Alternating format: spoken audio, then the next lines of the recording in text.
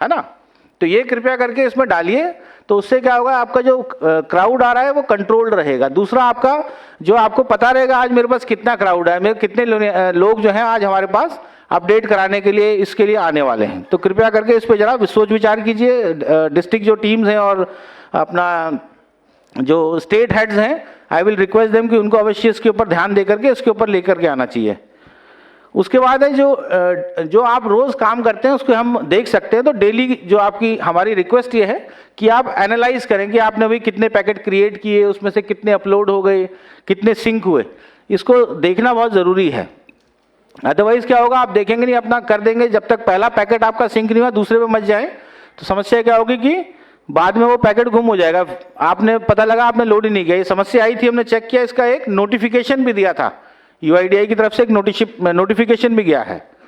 उसके बाद साथ साथ एक और ये है कि जैसे अभी हम डॉक्यूमेंट अपडेट की बात कर रहे हैं, तो वैसे ही एक और क्या है, बायोमेट्रिक अपडेट। हर 10 वर्ष में आदमी को जो है अपना बायोमेट्रिक अपडेट भी करते रहना चाहिए। उसके बाद एक और नोटिफिकेशन समय समय पर रजिस्ट्रार्स को हम भेजते रहते हैं। उसमें ये होता है कि आपने रिमोट सेशन पे नहीं देना है। आपको फोन आएगा, जी मैं टैक्स सेंटर से बोल रहा हूँ बेंगलुरु से, एक बार अपना सिस्टम देना सर, कुछ प्रॉब्लम आ रही है आपकी, या हम एक सिस्टम में पायलट कर रहे हैं कुछ, आप अपना सिस्टम दे दीजिए। कृपया करके ऐसे किसी भी झांसे में उसमें नहीं आना है। आपका फर्ज ये बनता है अपने रजिस्ट्रार नोडल जो है उससे बात करें, उनका फर्ज ये बनता है वो रीजनल ऑफिस दिल्ली या रीजनल ऑफिस जो भी आपका है वहां पर आपके जो कंसर्न स्टेट को देखते हैं उनसे बात करें और उनके कंफर्मेशन के बाद ही करना है। समझ आ रहा है? ऐसे किसी भी टेलीफोन कॉल पर ये सब आपको फंसाने के और उस तरह के वो तरीके हैं, इनसे जरा होशियार रहिएगा आप सभी। उसके अलावा 2-3 रिपोर्ट्स हम और देखते हैं एज ए यूआईडीआई। जैसे एक ऑफिस आवर्स का हम देखते हैं, ऑड आवर्स। ऑड आवर्स का मतलब है कि आप रात को 1 बजे कैसे कोई काम कर रहा होगा भाई, या रात को 10 बजे, 11 बजे, 12 बजे, 1 बजे, 4 बजे, कोई समय है काम करने का है? हाँ, तो कृपया करके ध्यान दीजिएगा कि जो आपके ऑफिस के जनरली 8 to 6 के टाइम है या 9 to 6 वाला जो टाइम है उसी में ही आप काम करें। ऑल्दो आप सीएससी वाले हैं, थोड़ा एक्सटेंड भी कर सकते हैं, पर थोड़ा एक्सटेंड का मतलब 6 से 7 हो सकता है। उसका मतलब ये नहीं कि रात को 11 बजे तक काम हो रहा है। ध्यान दीजिएगा, इस पे नजर रहती है। उसके बाद पैरेलल एनरोलमेंट्स भी होते हैं कि 2 जगह एनरोलमेंट चल रहे हैं, एक इधर भी कर रहा है, उधर भी कर रहा है। वो कैसे हुआ? क्योंकि आपने सिस्टम अपना कॉम्प्रोमाइज कर दिया। किसी ने बोला कि मैंने यहां से कर रहा हूं, एक ये तो क्या हुआ, जिसको भोला वाला वो हुआ, एक दूसरा है जिसने खुद ही कर दिया कि लो सर आप कर दो काम। समझ रहे हो? तो जरा ध्यान दीजिएगा। तीसरा जो है QGIS रिपोर्ट होती है, जिसमें कि हम ये देखते हैं कि आपकी मशीन कहाँ पे काम कर रही है। ओके, तो मशीन कहाँ पे काम कर रही है उसकी लोकेशन आ जाती है। उसकी लोकेशन हम मैप के ऊपर प्लॉट करके निकाल देते हैं, तो पता लगे कि आप मशीन तो दिल्ली में रजिस्टर्ड है लेकिन काम कर रही है हरियाणा में या राजस्थान में, उत्तर प्रदेश में। तो ये चीजें भी सब देखी जाती हैं। आप ये सोच रहे हैं कि भाई यूआईडीआई की आंख बंद है, मैं आपको ये बताना चाह रहा हूं कि आंख बंद नहीं है, यहां सब चीज दिख रही है हमारे को। तो कृपया करके जो है ध्यान दीजिएगा इनके ऊपर। उसके बाद अभी सिन्हा जी बता रहे थे ना कि वर्कलोड आपका बढ़ने वाला है। तो वर्कलोड बढ़ने वाला का मैं बोलूंगा कि आपके लिए क्या ये एक अपॉर्चुनिटी है। बिल्कुल ठीक बोला किसी ने, it is an opportunity for you. Document update जो प्रोजेक्ट है ये सबके पास है, ये पढ़ा किसी ने या बस रख लिया, घर जाके पढ़ेंगे? अच्छा, 1 महीने पहले पढ़ लिया था, बहुत बढ़िया। कौन से डिस्ट्रिक्ट के हो और कौन से राज्य के हो? वेरी गुड, राजस्थान के, शाबाश। तो ये जो एक आपको सभी को हमने दे रखा है, ये इसमें 4 पेज हैं। बाहर वाला पेज जो है ये अपडेट आधार के बारे में बताता है कि बनाए जीवन आसान, तो उसके क्या लाभ हैं। तकरीबन 8 लाभ हमने उसमें चिन्हित कर रखे हैं। अंदर जो है 2 पेज वो बताते हैं कि कौन कौन से डॉक्यूमेंट लगने चाहिए, ठीक है।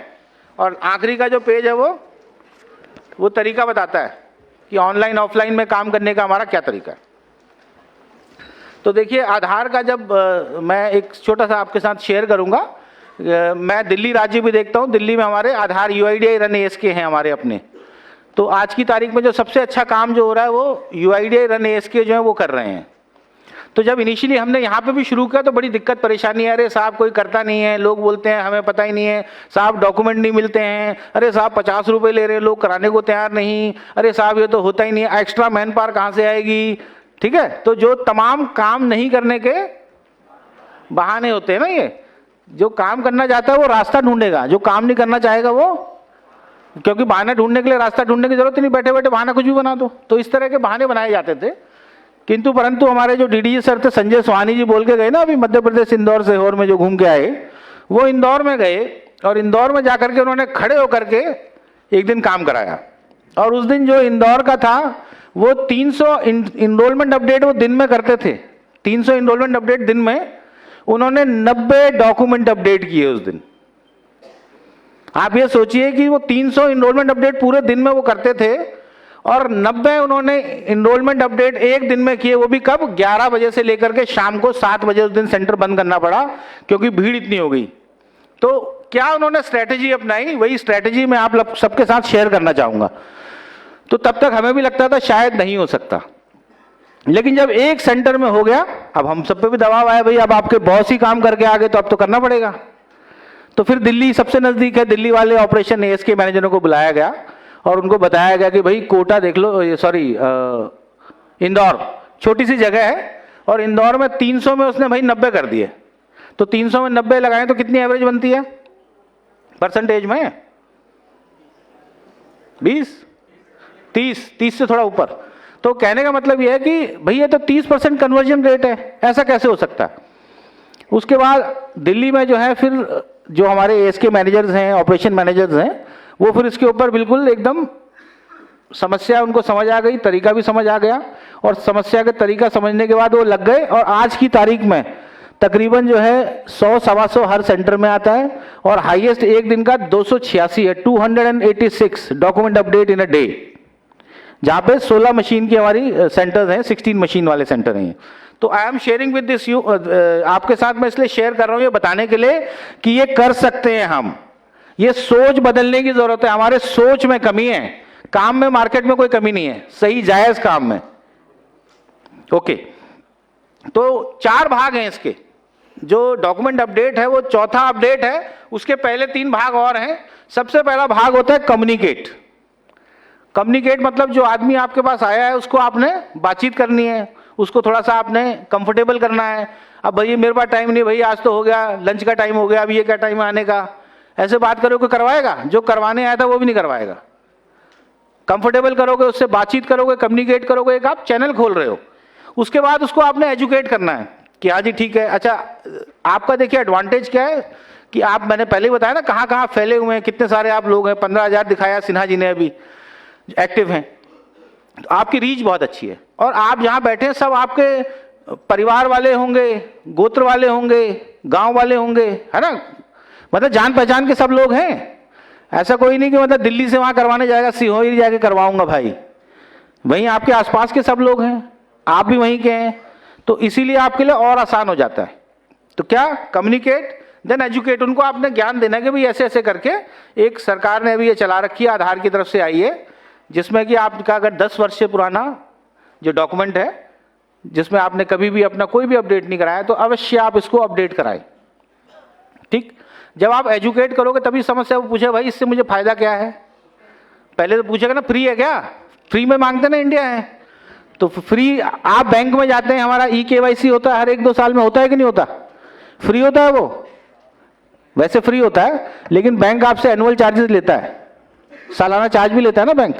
तो जब वो हर 2 साल में कर सकता है, अगर हम 10 साल में करने को कह रहे हैं तो क्या गलत है? उसका लाभ लेकिन किसको है? उसी निवासी को लाभ है। मुझे और आपको तो सिर्फ ये है कि हमें अपना टारगेट अचीव करना है। लेकिन ये भाई साहब यार कमाल के हैं, सुन रहे, मतलब मेरी बातों को ध्यान से सुन के सोच रहे कैसे करूंगा यार। नहीं, मतलब मुझे हैरानी है कि मेरे उसमें कोई सो गया। मुझे ऐसे लगता था मैं सोने नहीं दूंगा, बांध के रखूंगा सबको।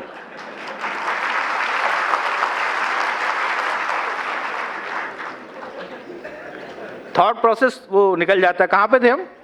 एजुकेट पे थे। तो कम्युनिकेट एंड देन एजुकेट, और उनको फिर मोटिवेट करना है। मोटिवेट करने का काम भी हमारा कि कुछ नहीं है, 50 रुपीज चार्जेस हैं और आपका आगे का लाइफ आसान हो गया। अगर कहीं पे आपको कोई समस्या आएगी, अभी धीरे धीरे क्या हर चीज ऑथेंटिकेट होना शुरू हो रहा है। आधार जो है ऑथेंटिकेशन की ओर जा रहा है कि जो भी आपको सब्सिडी मिलेगी उसके लिए ऑथेंटिकेशन विल बी कंपलसरी। तो जब आपका कंपलसरी हो जाएगा, आपका डाटा मिसमैच ना हो जाए। सबसे ज्यादा जो है लोग जो आधार का लाभ उठाते हैं वो लोग अवश्य आपसे करवाएंगे, वो जरूर आपका जो है। और दिल्ली में तो देखिए सबसे ज्यादा अवेयर और एजुकेटेड लोग हैं, मतलब यहाँ पे कम पढ़ी लिखी जनता नहीं है, यहाँ ज्यादा पढ़े लिखे लोग हैं, हर आदमी अपने आप को वीआईपी समझता है। लेकिन जब यहाँ पर नंबर आ सकते हैं जहां पर कि हर आदमी उस सब्सिडी का फायदा भी नहीं उठा रहा, लेकिन सिर्फ किस चीज से, कम्युनिकेट, एजुकेट एंड मोटिवेट, जब ये तीन आप कार्य करेंगे, ये तीन स्टेप जो हैं, चौथे में जाकर के फिर अपडेट आता है। ठीक है, तो जो मैं ये कहना ये चाह रहा हूं कि जो डॉक्यूमेंट अपडेट है ये एक रेवेन्यू जनरेटर है आपके लिए, it is an opportunity for you, क्योंकि अब जितने आपके लोग हैं सेंटर में उतने ही रहने वाले हैं। यदि आपका वीएलई बीसी है, आपका कोई खर्चा नहीं लगने वाला, इसमें क्या लगने वाली है, जबान, बाकी कुछ नहीं लगेगा। आपका सेंटर चल रहा है, बिजली का बिल भी आ रहा है, पानी का बिल भी आ रहा है, और वही आदमी आया है, कोई दूसरा आदमी नहीं है। हमने किनको टारगेट किया कि जो साथ में उसके छोड़ने आता है ना, भारत में 2 लोग जाते हैं हर जगह, पत्नी है तो पति होगा, बच्चा है तो पिता होगा, वृद्ध माता पिता है तो बेटा होगा।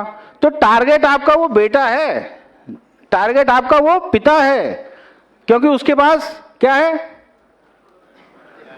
मोटरसाइकिल भाई कम से कम लेके आया होगा, तभी तो लाएगा। उसको लाए किस लिए हैं, वो सवारी, वो मतलब वो है सवारी चलाने वाला है वो, तो भाई उसके पास ड्राइविंग लाइसेंस तो होगा ही, समझ रहे हैं। तो बेसिकली आपने टारगेट करना है, जो दिखता है वो, और जो बिकता नहीं है वो टिकता नहीं है।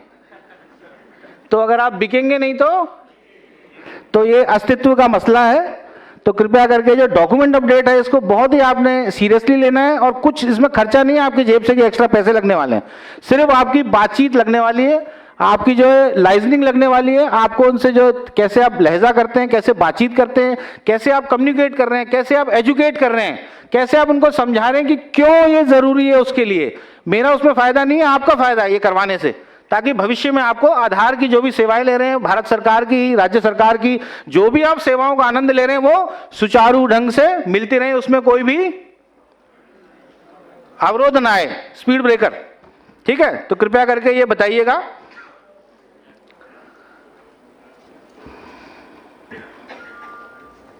अब आधार क्या है, ये किसी को आवश्यकता तो नहीं बताने की, आधार जो है वो सबसे बड़ी एक डिजिटल प्लेटफॉर्म और आइडेंटिटी है ही, जिसमें कि बायोमेट्रिक ऑथेंटिकेशन की हमारे पास सुविधा है। और जो गवर्नमेंट की वेरियस स्कीम्स हैं, चाहे वो केंद्र सरकार की हो, राज्य सरकार की हो, उन सभी को स्कीम्स को आनंद उठाने का, उनको अवेल करने का एक तरीका है। इन सभी को अवेल, अपना सर्विसेज को अवेल करने के लिए क्या आवश्यकता होती है कि हम अपना आधार का ऑथेंटिकेशन कराएं, और उसको लिए जरूरी क्या है, अपने डिटेल अपडेट करें। तो जो भी निवासी हम बोल रहे हैं 10 साल, लेकिन 10 साल का अर्थ ये नहीं है कि यदि कोई अपने स्वेच्छा से करवाना चाहे तो आप उसको मना कर देंगे, समझ रहे हैं। और 10 साल का मतलब ये नहीं कि जबरदस्ती है, कि नहीं भाई बताया था दिल्ली में सर ने, करना है, जाने नहीं दूंगा, ये नहीं है। जो स्वेच्छा से करा रहा है, लेकिन उसका अर्थ ये नहीं कि 10 साल से ऊपर ही है। यदि कोई कम वाला भी करवाना चाहता है, आपकी इट इज योर विल, आप वो कर सकते हैं, लेकिन जबरदस्ती किसी के साथ नहीं है। इसकी शर्त क्या है कि आपका वही अता पता होना चाहिए। ऐसा नहीं कि आपने अता पता चेंज कर लिया उसके बाद कह रहे हैं कि वही वाला है, या बीच में आपने कभी भी कोई अपडेट नहीं किया होना चाहिए, ये इसकी शर्त है। और इसको आपने कैसे करना है, उनके डॉक्यूमेंट्स के माध्यम से करना है। डॉक्यूमेंट्स हम आपको पहले ही बता चुके हैं, और किस लिए करना है ये मैंने पहले ही बता दिया कि अगर इसको हम करेंगे तो जो भविष्य में अगर जो हमारी जो आप सेवाएं का आनंद उठा रहे हैं, लाभ उठा रहे हैं, यदि उसके ऊपर और सरकार जो है वो और टाइट होते हैं और रिस्ट्रिक्शंस आती हैं, तो हो सकता है कि आपका डाटा अगर मिसमैच होगा तो आप उन सेवाओं का लाभ नहीं उठा पाएंगे। तो इसलिए जरूरी है कि हम अपना डॉक्यूमेंट अपडेट करवाएं सभी के लिए।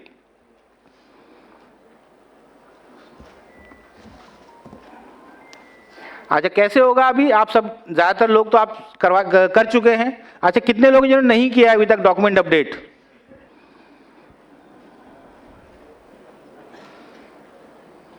ये कोई मतलब ताम्र पत्र का वो वेट कर रहे थे कि वो मिलेगा फिर करेंगे, हैं?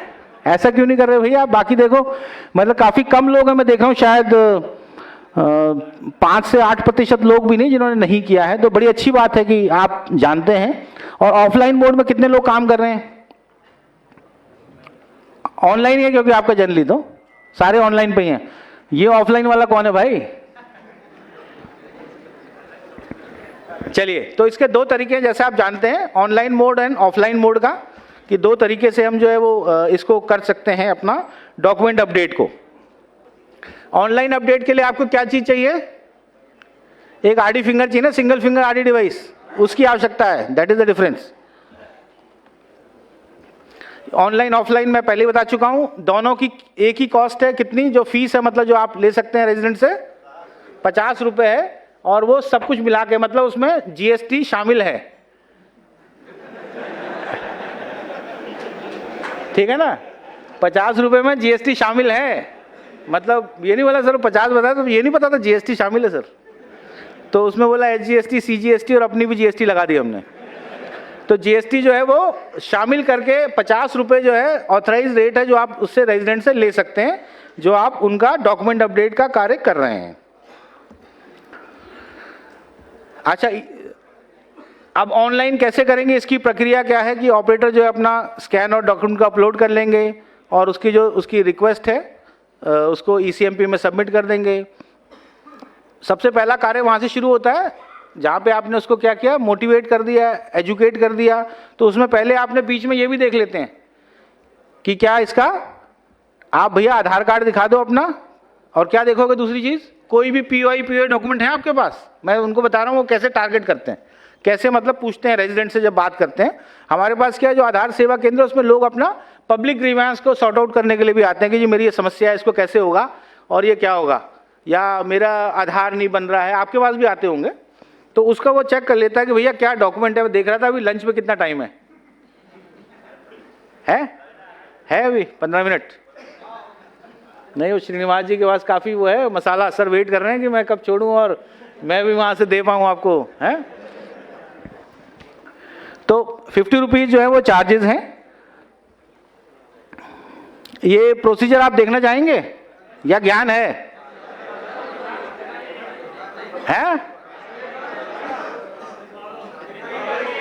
तो देख लो।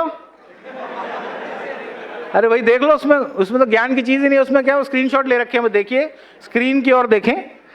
तो ऑनलाइन डॉक्यूमेंट अपडेट का तरीका बताया जा रहा है कि किस तरह से होगा। पहली स्क्रीन ये रहेगी जिसमें आप आधार नंबर, एनरोलमेंट, रेजिडेंट की ईआईडी नंबर डाल सकते हैं, fingerprint of resident and operator through single fingerprint RD device for fetching details. उसमें क्या होगा कि डिटेल फेच होते हैं ना ऑनलाइन में।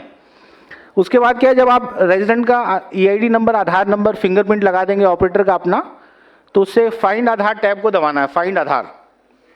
ठीक, नीचे देखिए वो लाल रंग से है ना, सब कुछ लाल में है। तो जब फाइंड आधार हो गया एक बार, तो उसमें क्या हो जाएगा, स्क्रीन के ऊपर डाटा आ जाएगा। किसका डाटा आएगा? निवासी का डाटा आ जाएगा, जो आपने डाटा फिट किया था उससे। अब आपने मैच करना है कि भाई जो इसने मुझे डॉक्यूमेंट दिए, पीओआई या पीओ के, उससे मैच करता है कि नहीं करता, है ना। सॉफ्टवेयर मतलब जो आपका आधार कार्ड है और जो सॉफ्टवेयर है, दोनों में आप देख रहे हैं कि यहाँ भी मैच कर रहा है, नहीं कर रहा। और मैच कर रहा है तो अगले कदम की ओर बढ़ेंगे। तो हाँ क्या आती है दिक्कत, क्या आ रही है? अच्छा, केयर ऑफ एक्चुअली पुराना वाला वो है, वो फादर नेम और हस्बैंड नेम नहीं आता उसमें। हाँ, चलिए इसके ऊपर अभी चर्चा करेंगे बाद में। पहले ज्ञान पूरा ले लो, उसके बाद प्रश्न उत्तर का जब सेशन होगा ना, उसमें इस पे चर्चा होगी। हाँ, तो उसमें क्या हो गया अभी, पीओ क्या बोला? हाँ विवेक जी क्या कह रहे हो? अच्छा, मैं कहा लंच बोल दिया, अभी नहीं है। जब आपने एक बार मेल कर दिया पीओआई पीओ डॉक्यूमेंट, उसके बाद लाल रंग में क्या दिखाया उसने, नेक्स्ट टैब दबा दिया। अब आपने जो है वेरीफाई कर लिए डॉक्यूमेंट्स की, भैया ठीक है मिलते जुलते हैं। रेफरेंसेस विंडो ओपन, ऑपरेटर जो है स्कैन करेगा पीओआई पीओ डॉक्यूमेंट जो है, और उसके बाद नेक्स्ट टैब दबा देगा। स्कैनिंग करने के बाद और अटैच करने के बाद डॉक्यूमेंट जो है फोटोग्राफ की विंडो खींचेगी, तो या फोटो ले लेगा, और कोई भी रेजिडेंट का एक बायोमेट्रिक आइरिस एक ले लेगा, फिंगरप्रिंट एक ले लेगा, और क्लिक ऑन नेक्स्ट टैब। और उसके बाद जो रिव्यू विंडो आ जाएगी। रिव्यू में क्या होगा, आ जाएगा उसका data. Review window will showcase the verification details. Operator to verify the resident details for final confirmation and click on confirm. Confirm tab, confirm दबा देगा ना. After confirmation, operator के पास जो है उसकी बायोमेट्रिक अपनी लगा देगा और verify biometric and then click on save. ठीक. और उसके बाद जब ये प्रोसेस डॉक्यूमेंट अपडेट का समाप्त हो जाएगा तो उस पर स्क्रीन पे आ जाएगा कि generate declaration regional request captured successfully will be prompt on screen. Operator क्या करेगा, अपना click print receipt tab and then click on attach document tab for final submission. Print receipt और उसके बाद अटैच डॉक्यूमेंट फाइनल सबमिशन के लिए.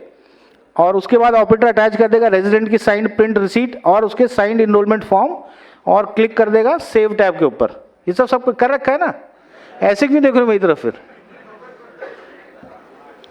और finally जो है इसके ऊपर अंत में क्या हो जाएगा, complete enrolment for completing the document update request successfully. पैसे तो मिल गए आपको यार, 85 रुपए है लेकिन जीएसटी मिला के. ईसीएमपी ऑफलाइन हाउ, आप देखिए ईसीएमपी ऑफलाइन भी है. ये हमने कौन सा तरीका देखा, ऑनलाइन. वैसे ही ऑफलाइन भी है. दोनों में अंतर क्या है, सिर्फ एक सिंगल फिंगर आईडी डिवाइस नहीं है और दूसरा ऑनलाइन मोड में नहीं. तो आप रियल टाइम वेरिफिकेशन नहीं हो रहा डाटा का, हो रहा है नहीं हो रहा, दैट इज द डिफरेंस. तो ऑपरेटर इनरोलमेंट जो है लाइफ साइकिल चेंजेस में जाएगा, क्लिक ऑन हाँ लाइफ साइकिल ऑप्शन में जाएगा और सेलेक्ट क्या करेगा, ऑफलाइन डॉक्यूमेंट अपडेट. वो देखिए दाई तरफ दिख रहा है, राइट हैंड साइड टॉप में. उसके बाद जो है फर्स्ट टैब में डेमोग्राफिक डिटेल्स, उसमें ये जो है आधार नंबर डाल देगा, उसका निवासी का नाम डाल देगा, जो उसकी फिजिकल कॉपी है उसके हिसाब से. और इसमें ध्यान ये रखना है कि इसमें कोई भी जो है नाम वगैरह चेंज नहीं होने वाला उसका आधार डेटाबेस में. उसके बाद रेफरेंसेस टैब जो है अपलोड, उसमें पीओ डॉक्यूमेंट को कर दिया जाएगा. रेजिडेंट जो है अपना proof of identity, proof of address document देगा, किसमें, ओरिजिनल में, फोटोकॉपी ओरिजिनल में होना चाहिए. ठीक है. और उसके बाद आप दबाएंगे तो ड्रॉप डाउन मेनू में आ जाएगा कौन सा वाला डॉक्यूमेंट है. ठीक है ना, ड्राइविंग लाइसेंस से क्या है वो आपने उसको सेलेक्ट कर दिया. और उसके बाद स्कैन द रेजिडेंट के जो डॉक्यूमेंट आपने स्कैन कर दिए, नेम एड्रेस जो आधार कार्ड में थे. उसके बाद अगले स्टेप में आप क्या करेंगे, facial image and biometrics capture करेंगे, जो कि सेम हम उसमें भी कर रहे थे ऑनलाइन में. कोई भी एक एट्रीब्यूट हो सकती है बायोमेट्रिक्स की, राइट लेफ्ट आइरिस, दोनों अंगूठे, fingerprint, left hand right hand, जब भी हम इनरोलमेंट कर रहे हैं. लेकिन ये रियल टाइम बेसिस पे वेरीफाई नहीं होगी.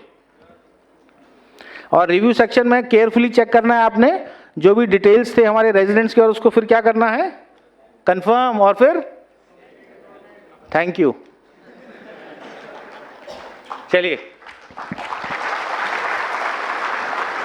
तो मुझे आशा है कि मैं शायद सफल रहा. एक आध कोई देखो, हर कक्षा में एक ना एक विद्यार्थी होता है जो चैलेंजिंग होता है, तो एक चैलेंजिंग थे आदमी, लेकिन मैं आप सबको बांध पाया.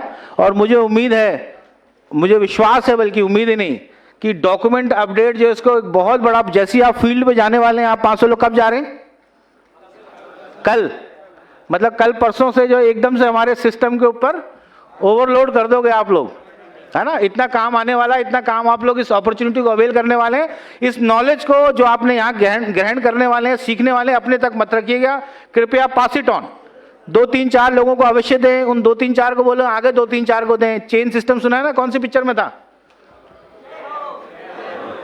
तो कृपया चेन बनाएं. और इसको जो एक मतलब फील्ड में हमें दिखना चाहिए कि अभी हर रोज में जो एकदम से जो हमने ट्रेनिंग यहाँ पे यूआईडी और सीएससी की पार्टनरशिप में आपको जो ट्रेनिंग मिल रही है, जो आप ट्रेनिंग ले रहे हैं, इसका आप संपूर्ण लाभ उठाएं.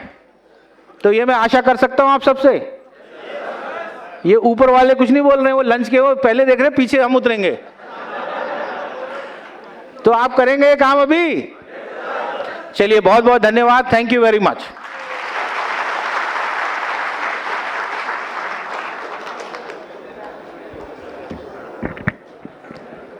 Thank you so much sir. एक नई ऊर्जा और जोश हमारे अंदर सर ने डाल दिया है और जाके हम कोशिश करेंगे कि बहुत ही अच्छे नंबर और अच्छा काम करके दिखाएं. और जैसा सर बोल रहे थे, ट्रेनिंग से पहले हम लोग खाने ढक्कन नहीं खोलेंगे हम लोग, ठीक है. वो सीखने के बाद ही हम लोग उसकी शुरुआत करेंगे. तो कुछ और नए सेशंस के साथ कुछ और नई जानकारी लेंगे बिफोर द ब्रेक, ठीक है. तो ध्यान से सुनिएगा. एक बार फिर से मैं सर का धन्यवाद करता हूँ कि उन्होंने इतने अच्छे से हमें ये समझाया. अच्छा लगा, बात समझ में आई सबको. तो ये तालियां जो हैं, ये जो स्माइल है सभी लोगों के चेहरे पर सर, प्रूफ है कि आपकी बात उन तक पहुंची और ये जल्दी ही उनके काम में भी रिफ्लेक्ट होगा। Again thank you so much. तो चलिए आगे बढ़ते हैं। नेक्स्ट सेशन हम लोग बात करेंगे कि जो पेनल्टीज़ हैं इसमें, ये ध्यान से सुनिएगा। देखिए सारी अच्छी अच्छी बातें नहीं करने आए, थोड़ा सा यहाँ पे हम कान भी खींचने पड़ेंगे अब जो नहीं काम अच्छे से करता है।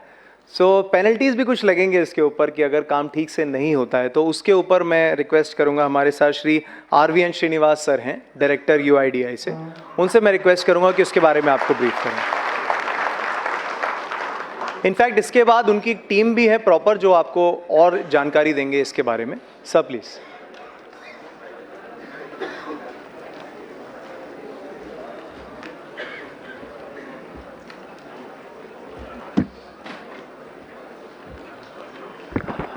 Good afternoon. लंच के पहले ये बहुत टिपिकल समय है, जो नींद आती है, भूख लगती है, सुनने में कोई दिक्कत होती है, इसीलिए हमने सोच पोच के पेनल्टीज़ की सेशन लगी हुई है अभी, क्योंकि जो भी नींद होते हैं ना वो उड़ जाती है एकदम। अभी तक रौटेला साहब और हमारा राकेश सिन्हा साहब बहुत अच्छी चीज़ बताया, और अभी मैं ये बोलना चाहता हूँ, there are two things I would like to flag. पहला क्या होता है कि ये डॉक्यूमेंट अपडेट प्रोजेक्ट में आप किसी प्रकार की स्टैंडर्ड सर्टिफिकेट मत लीजिए। Standard certificate is not accepted for document update project. ये डॉक्यूमेंट अपडेट प्रोजेक्ट हम इसीलिए कर रहे हैं कि जिसका पुरानी डॉक्यूमेंट्स हमारे पास नहीं है, अगर वहाँ भी हम स्टैंडर्ड सर्टिफिकेट अप्रूव करेंगे तो गलत बात है, उसका पर्यवसान बहुत कठिन होता है। तो इसीलिए कोई भी डॉक्यूमेंट अपडेट प्रोजेक्ट में आप स्टैंडर्ड सर्टिफिकेट मत लीजिए, पॉइंट नंबर 1। पॉइंट नंबर 2, अभी UIDAI हेडक्वार्टर्स ने बहुत सारा प्रेजेंटेशंस बन चुके हैं आपके लिए, सारी ट्रेनर्स के लिए, सारी ऑपरेटर्स के लिए। उसमें 8 प्रेजेंटेशंस है, उसमें 2 प्रेजेंटेशंस ऑलरेडी सिन्हा जी और रौटेला जी कवर कर लिया है। फर्स्ट प्रेजेंटेशन है एनरोलमेंट ऑपरेटर, मतलब एक एनरोलमेंट ऑपरेटर किस तरह के एनरोलमेंट करना है, उसमें क्या क्या देखना पड़ती है। लोग क्या होते हैं ना, छोटे मोटे गलती है सर इसमें क्या गलती, वो छोटे मोटे गलती आपके लिए हो सकता है मगर वो छोटे मोटे गलती हमारे लिए बहुत बड़ा बन सकते हैं। उसके ऊपर आप सब लोग कभी कभी बोलते हैं सर हमारा सस्पेंशन हो गया है, DOE 1 में हो गया है, DOE 2 में हो गया है, बायोमेट्रिक एरर में हो गया। आपको ये सब पता होना चाहिए आपका गलती कितना छोटा है और कितना बड़ा है, इसके ऊपर एक प्रेजेंटेशन है। सेकंड थिंग, कुछ लोग पूछ रहे हैं कि सर नाम में चेंज करने पर भी रिजेक्ट हो रहा है। अगर मेरा नाम श्रीनिवास है, मैं अजय कुमार बनना चाहता हूँ, ये गलत बात है।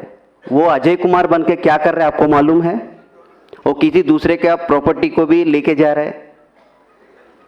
ये ऐसा स्थिति हुआ है ग्राउंड पे, इसीलिए आप जो भी नाम चेंज कर रहे हैं, मतलब श्रीनिवास से कोई दूसरा नाम, कोई दूसरा नाम से तीसरा नाम, ऐसा हो रहा है कि सोचो उस आदमी को सही डॉक्यूमेंट लेके आ रहा है कि नहीं आ रहा है, वो सब सोच लो, उसका पर्यवसान बहुत कठिन होता है। दूसरा ये है कि इसीलिए हमने एक स्टैंडर्ड ऑपरेटिंग प्रोसीजर निकाला है। नाम कितने बार कर सकते हैं, डेट ऑफ बर्थ कितने बार कर सकते हैं, जेंडर कितने बार कर सकते हैं। अगर इसके पर भी किसी का डेट ऑफ बर्थ बार बार चेंज होता है क्या? मगर कोई आदमी आ रहा है, इसका मतलब क्या है? हम तो वो सोचना पड़ेगा ना, फ्रॉड भी हो सकता है, कभी हमने भी गलती कर लिया होगा ना, आंख बंद करके टकाटक मार लिया हो तो गलत हो गया होगा। देखो जो आदमी आ रहे हैं उनका गलती है या हमारा गलती है, ये भी देखो, थोड़ा उनका प्रॉब्लम क्या है वो एसेस करने के लिए कोशिश करिए। सेकेंड थिंग इज, इसके साथ हमारा QC में बहुत सारा रिजेक्शंस होता है। आप ये समझते होगी जो हम डॉक्यूमेंट यहाँ से अपलोड करेंगे वहाँ कोई देखने वाला नहीं है, हमको क्या फ़र्क पड़ने वाला वैसा कुछ नहीं होता है। आप यहाँ से जो भी कागज़ भेजते हैं नीचे पैकेट के साथ, वो सारी बैकग्राउंड में वेरिफिकेशन होता है। मैं आपको बोलता हूँ, मानने न मानो आपका बात है, डॉक्यूमेंट होता है, डॉक्यूमेंट को इस तरफ आगे साइड उनका प्रूफ ऑफ आइडेंटिटी होता है, फ़ोन पे बात करते रहे या कोई दूसरे बात करते रहो, उल्टा करके स्कैन करते हैं। मेरे को क्या आता है, वाइट पेपर आता है, ये DOE 1 है, क्योंकि जहाँ पे प्रूफ ऑफ आइडेंटिटी अपलोड करना था आपने सफ़ेद कागज़ अपलोड किया, ये तो एकदम फ्रॉड है। वो आप गलती से भी कर लिया होगा, मगर it has a long lasting effect. दूसरा क्या होता है ना, किसी ने POA डॉक्यूमेंट दोनों दिया था आपको, एक के बाद एक स्कैन करना था, वो भी फोन पे लगे हुए हैं, दोनों डॉक्यूमेंट लिया, स्कैनिंग वैसा हुआ कि पहला डॉक्यूमेंट आधा स्कैन हो गया, दूसरा डॉक्यूमेंट आधा स्कैन हो गया, आप जान ही नहीं देते हैं, वो गलत बात है। तीसरी बात यह है कि ये देखो मेरा 10 उंगलियां है यहाँ पे, ये दोनों में बायोमेट्रिक्स नहीं आ रहा है, मगर आप इसको, कुछ लोग ऐसा समझते हैं कि हाँ ये एक्सेप्शन है, हम 8 उंगली को ले लेंगे बायोमेट्रिक और इसको एक्सेप्शन मानते, ये गलत है, बहुत बड़ा गलत है। इसका 2 उंगली है यहाँ पे, इसका उंगली नहीं है, वो अलग सी बात है, ये एक्सेप्शन बनती है, मगर ये एक्सेप्शन नहीं बनती है। इसके लिए भी अलग सा तरीका है। अगर किसी का रेजिडेंट आपके पास आया, उनका 2 उंगली का बायोमेट्रिक्स नहीं आ रहा है, उसको कैप्चर करना है तो डेटा, उसका प्रोसेस ही अलग है, मगर क्या होता है ना, इसको एक्सेप्शन में डाल देते हैं। It is a fraud once again, क्योंकि वहाँ पे उंगली है, आप इसको एक्सेप्शन मान रहे हैं, कहाँ से एक्सेप्शन आ गया। ये है one more presentation on this particular aspect. इसके बाद क्या होता है, रौटेला साहब ने बताया था कि किसी ने वो आपको फ़ोन पे बोलता है अभी आधा घंटा में आप नहीं करेंगे तो आपका दुकान बंद हो जाएगी, आपका क्लाइंट बंद हो जाएगी।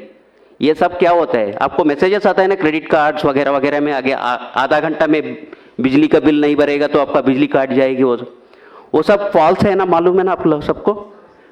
वैसा ही आपका सिस्टम को कोई एक्सेस कर रहे हैं तो आप एक्सेस क्यों कर रहे हैं, ये गलत बात है, ये भी नहीं करना चाहिए। इसके ऊपर टेक्निकल एस्पेक्ट्स, मतलब जो चीज़ आप करना है, जो चीज़ नहीं करना है, इंफॉर्मेशन सिक्योरिटी गाइडलाइंस क्या है, उसके ऊपर एक प्रेजेंटेशन है। इन एडिशन टू दैट, जो नीचे ग्राउंड पे लोग होता है ना, कभी कभी क्या होता है ना, आपको लगता है ये बहुत ट्रिवियल है, इंटरनेट केबल उस दिन ठीक से नहीं लगाया होगा, बोलते हैं आधार वाले ने आज सर्वर चालू नहीं किया, मेरे को सिस्टम नहीं ऑनलाइन हो रहा है। वैसा भी स्थिति है ग्राउंड पे, छोटे मोटे चीज़ होता है, कभी कभी आपका सिस्टम को रीस्टार्ट करना पड़ता है, एक सर्विस को रीस्टार्ट करना पड़ता है, वो कुछ भी नहीं करते हैं, बोलते हैं आज आधार का सर्वर काम नहीं कर रहे, वो गलत बात है। ये छोटे मोटे, बहुत छोटे मोटे चीज़ है जो हम मोबाइल सब लोग यूज़ करते हैं, अगर कुछ हैंग हो गया तो रीस्टार्ट करेंगे तो काम करते हैं। वैसा कुछ चीज़ें हैं जहाँ पे आपको ध्यान दे के, जो आपको 5-10 मिनट में प्रॉब्लम सॉल्व कर सकते हैं, मगर क्या होता है ना, लोग सोचते हैं कि ये गलत हो गया कुछ, आज सिस्टम नहीं चल रहा है, ये भी गलत है। इसके ऊपर एक प्रेजेंटेशन है, टेक्निकल एस्पेक्ट्स, मतलब आपकी क्लाइंट को कैसा देखना है, उसमें छोटा मोटा प्रॉब्लम्स आ गया तो कैसा करना है।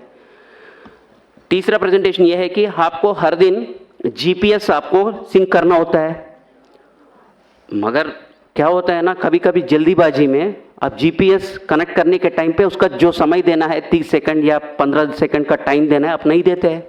आपका लैटिट्यूड लॉन्गिट्यूड आता है 00 लैटिट्यूड लॉन्गिट्यूड कहाँ पे है, इक्वेटर पे है, वो इंडिया में है क्या? जो उस दिन आपने मान लो 300 पैकेट्स कर लिया, 200 पैकेट्स कर लिया, सब खराब हो गया, क्योंकि ये इंडिया में नहीं हुआ है। हमको ये मानता है कि हमारा इंडिया का लैटिट्यूड लॉन्गिट्यूड आएगा तो हम प्रोसेस करेंगे, मगर आप 00 लैटिट्यूड लॉन्गिट्यूड ले ले या कोई दूसरे जगह का लैटिट्यूड लॉन्गिट्यूड, ये सब क्या होता है ना, जल्दबाज में होता है। ऐसा काम बंद करिए, थोड़ा सा 2-3 मिनट का आप टाइम दे दिया तो, सब लोग ऐसा नहीं कर रहे, 1% 2% ही लोग करते हैं वैसा, वो भी जानबूझ के नहीं करते हैं। जहाँ पे टेक्निकल एस्पेक्ट्स पे ध्यान देना है वो नहीं देगा तो ये ऐसा छोटा मोटा एरर्स होता है। ये आपके लिए भी कष्ट है, जो आपके पास काम करने के लिए आया था उसका भी कष्ट है। ये बोलेगा अगर इसके शॉप में जाएंगे तो कभी भी मेरा आधार नहीं आता है, ये भी फैला जाता है, तो आपके पास कोई भी नहीं आता है। देखो छोटा सा चीज कितना महंगाई पड़ जाएगी। Now coming back to our original presentation, मैंने इतना सारा बोल दिया, मैंने DOE1 एरर, नाम क्यों नहीं चेंज करना है, जेंडर क्यों नहीं चेंज करना है। कभी कभी क्या होता है ना, आपको मालूम है उसने गलत डॉक्यूमेंट लाया हुआ है, वो बोलता है, जबरदस्ती करता है आपके ऊपर, ये डॉक्यूमेंट अपलोड करो, आप करते हैं, मगर अगर वो आदमी सही नहीं है तो उसका क्या होता है, उसका रिपरकशन ज़्यादा होता है, आपको देखना पड़ेगा, इसको देख कैसे होगा। सो उस स्थिति में क्या क्या कंप्लेन, अगर जानबूझ के किया या आपने ज़बरदस्ती में किया, अगर कहीं वैसा गलती काम हो गया तो व्हाट इज़ द रिपरकशंस, मतलब आपके ऊपर क्या क्या पड़ सकता है। ये डराने के बात नहीं है, आपको ये सब मालूम होना चाहिए। शायद अभी तक आपको किसी ने बताया नहीं होगा, इसलिए हम बता रहे हैं। हमारा ये उद्देश्य है कि आप सबको ट्रेनिंग होना चाहिए, ये ट्रेनिंग के पार्ट है। या किसी को डराने का या घबराने का बात नहीं है, वैसा मत सोचिए।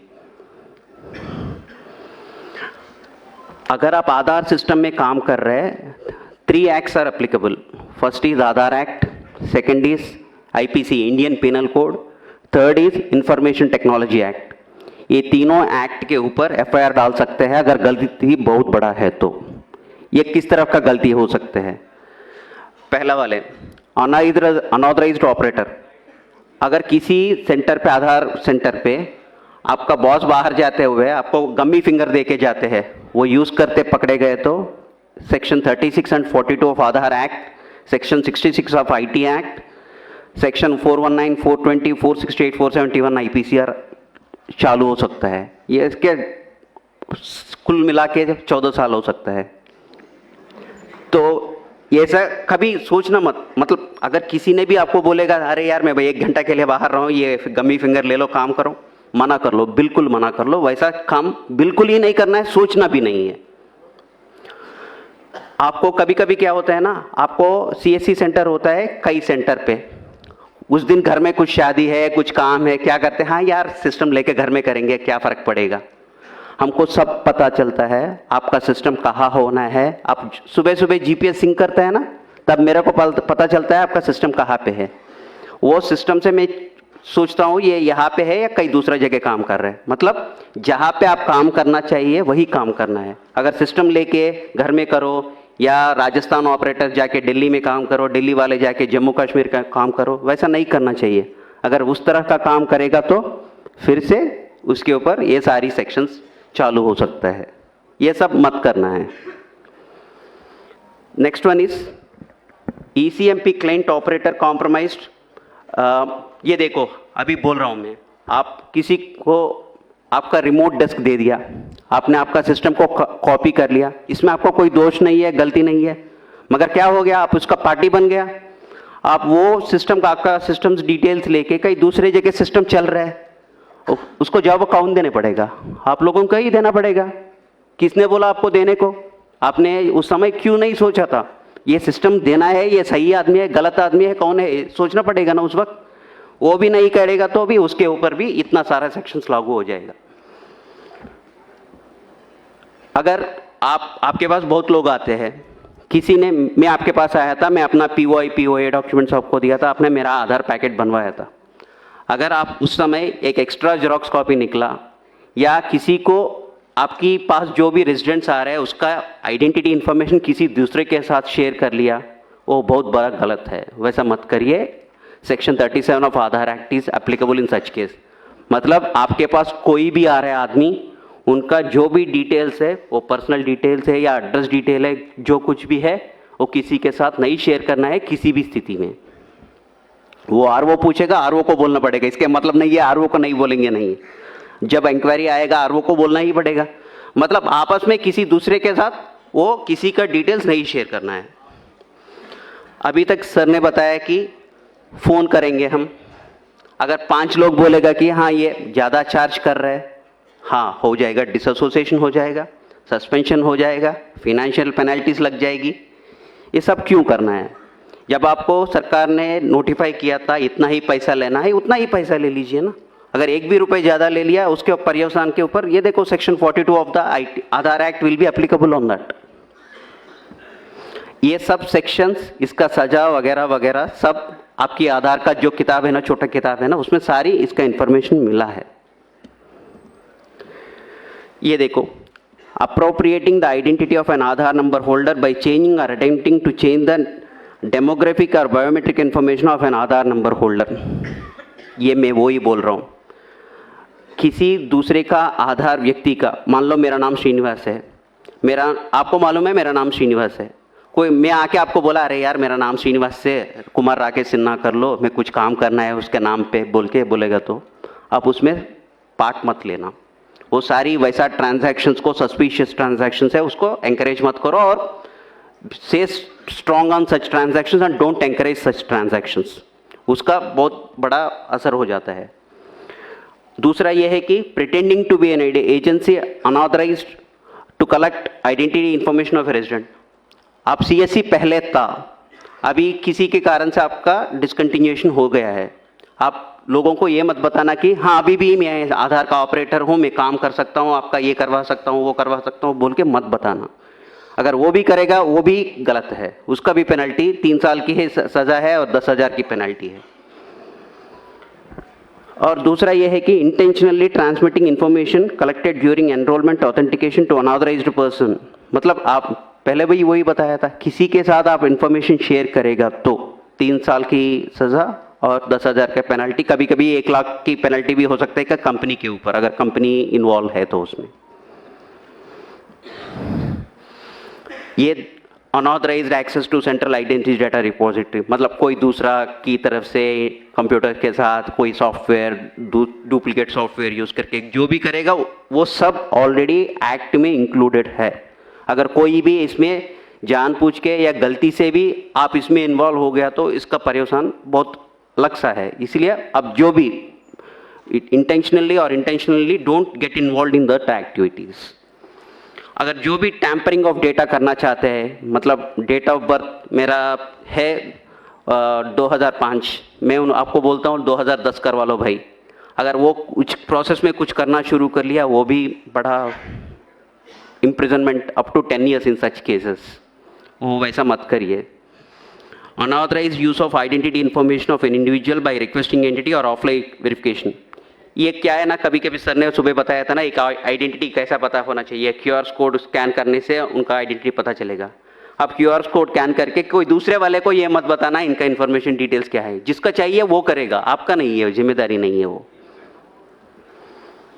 Fehling to comply with requirements of the Aadhaar act, मतलब CSC के ऊपर आपके बहुत जिम्मेदारी है, आप CSC के लिए काम कर रहे हैं, मतलब इसके आपके ऊपर भी बहुत सारे जिम्मेदारियां हैं।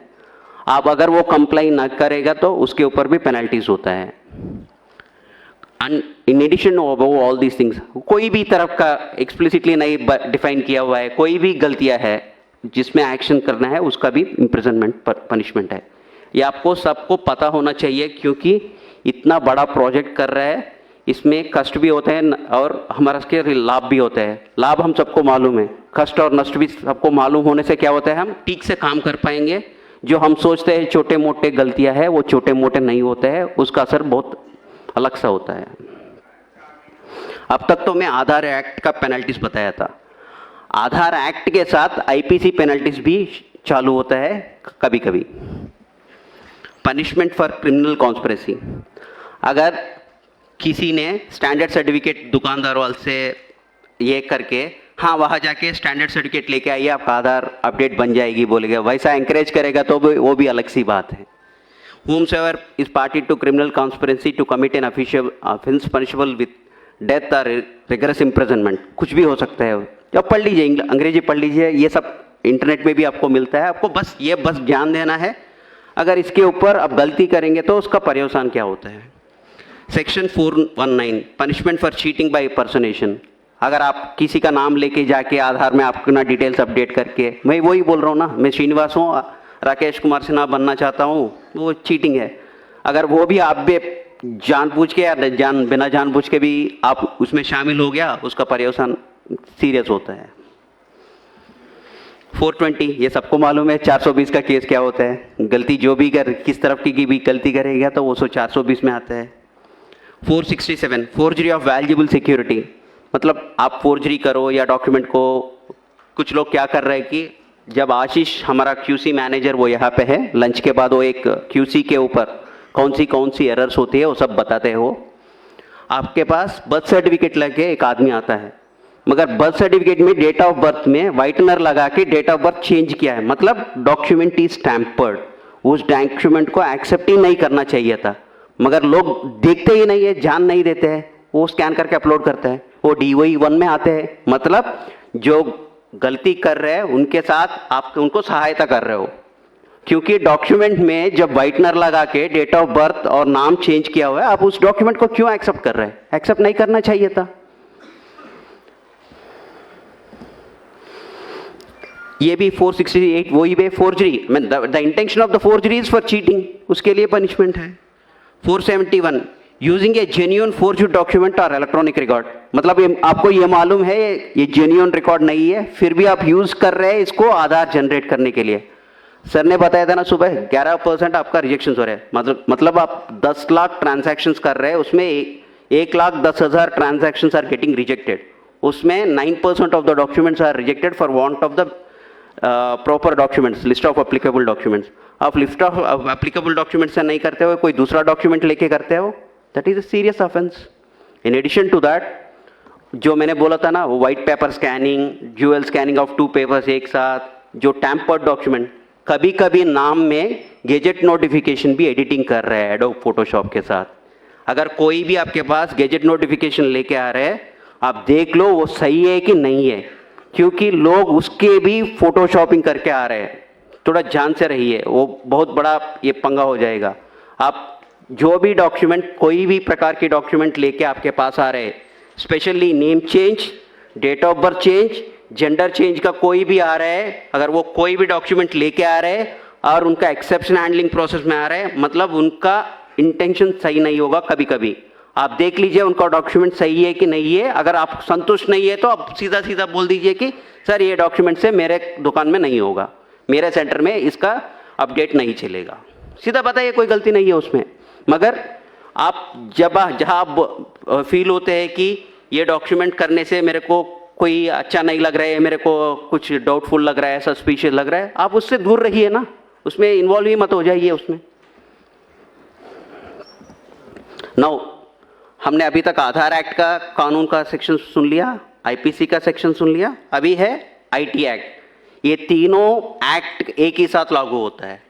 अगर किसी ने गलती किसी प्रकार की भी कर लिया तो तीनों एक्ट एक ही साथ लागू हो सकता है।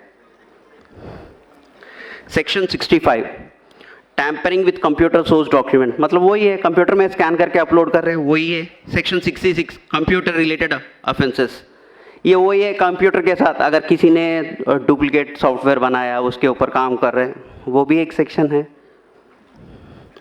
Punishment for sending offensive messages through communication service, आप कभी कभी देख लिया होगा व्हाट्सएप ग्रुप्स में या यूट्यूब वीडियोस में देखा होगा, आप मेरे को 500 रुपये दे दो और मैं आपका डीओ भी अपडेट करवा लेता हूँ, मैं आपका आधार कार्ड, पीवीसी कार्ड बनवा के दे देता हूँ। बहुत सारे वेबसाइट चलते रहते हैं, उसमें आप प्रमोट मत करिए। आप उस वैसा मैसेज कुछ भी आया आप आरओ को रिपोर्ट करिए, ये आपकी जिम्मेदारी है। वैसा कोई फेक वाला वेबसाइट या एसएमएस या व्हाट्सएप टेक्स्ट मैसेज चक्कर मार रहे हैं तो आपको जिम्मेदारी है आरओ को इन्फॉर्म करने के, क्योंकि वो इन्वेस्टिगेट करके उसके जो भी एक्शन लेना है वो करेगा।